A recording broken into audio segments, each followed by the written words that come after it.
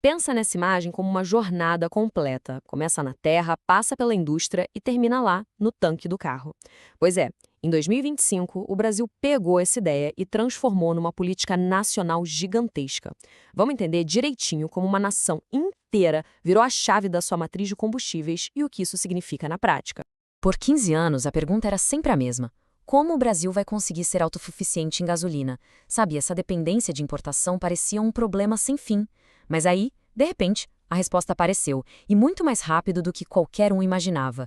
É isso mesmo que está na tela. Em apenas um ano, uma transição de energia desse tamanho geralmente leva décadas, não meses. Fica a pergunta: o que aconteceu? Qual foi o gatilho que permitiu ao Brasil acelerar tanto assim? A resposta, gente, está numa nova e poderosa lei. E aqui está ela, o coração de toda essa revolução. Uma lei com um nome bem ambicioso: Lei do Combustível do Futuro. E olha, ela realmente fez jus ao nome. Não foi só uma recomendação, não. Foi um motor que, de fato, redesenhou todo o mapa de energia do Brasil. Anotem essa data, 1º de agosto de 2025. Esse foi o dia D da energia brasileira. Literalmente, de um dia para o outro, a composição da gasolina e do diesel mudou em todos os postos de combustível do país. Isso impactou a vida de milhões de motoristas e, claro, toda a logística nacional.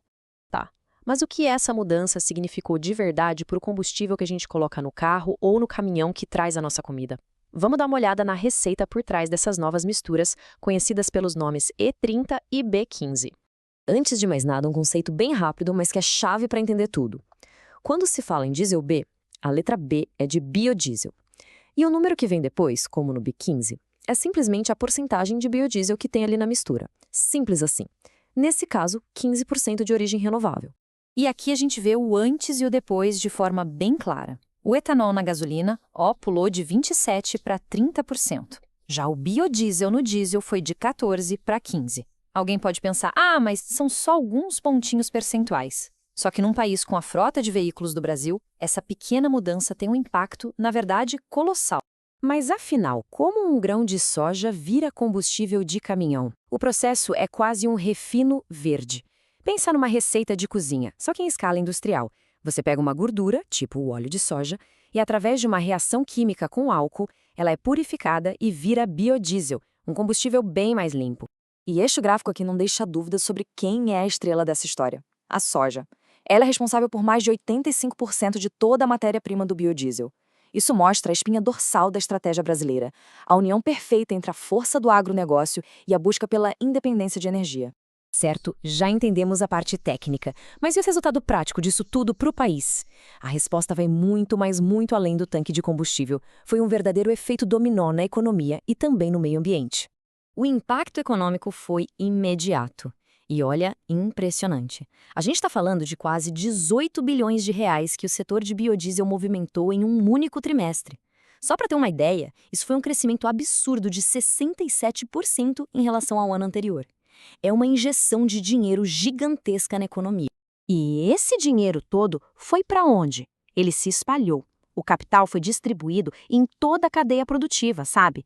Financiou usinas novas de etanol e de biodiesel e, o mais importante, gerou dezenas de milhares de empregos, tanto na indústria quanto lá no campo, fortalecendo os agricultores. E aqui está o pulo do gato da estratégia econômica. Em vez de simplesmente vender o grão de soja bruto para o exterior, o Brasil passou a transformar ele em biodiesel aqui dentro. Esse processo, essa industrialização, multiplica o valor da soja por 4. Isso garante que a maior parte da riqueza e dos empregos fique aqui no Brasil. Agora, não dá para esquecer do lado ambiental. E o benefício é gritante, como esse gráfico mostra. O biodiesel feito de soja pode cortar as emissões de carbono em até 80% se comparado ao diesel fóssil. Para um país que depende tanto do transporte rodoviário, esse é uma ferramenta poderosíssima na luta contra as mudanças climáticas. Tá, mas e os motores? Aguentam um tranco? Essa era a grande dúvida de todo mundo. A resposta veio depois de muitos testes bem rigorosos que envolveram até as próprias montadoras.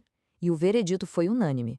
A frota brasileira, de carros a caminhões, está totalmente preparada para rodar com as misturas E30 e B15, sem perda de desempenho e sem prejudicar a durabilidade do motor. E o mais legal é que 2025 não foi a linha de chegada, de jeito nenhum. Foi só o ponto de partida. O Brasil já tem um mapa bem claro para o futuro, com metas ainda mais ousadas pela frente. Dá uma olhada nesse roteiro. O plano é bem ambicioso. A próxima fronteira é a aviação, com a meta de começar a usar combustível sustentável já em 2027. E, ao mesmo tempo, os estudos não param.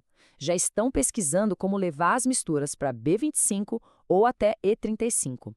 É um caminho sem volta para essa matriz energética verde. E essa estação oficial resume tudo perfeitamente. Não é só sobre combustível, entende?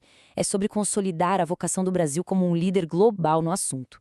Uma liderança que se apoia em 3 pilares: a força do nosso agro, o conhecimento técnico que a gente desenvolveu e, o que é fundamental, a vontade política de fazer acontecer.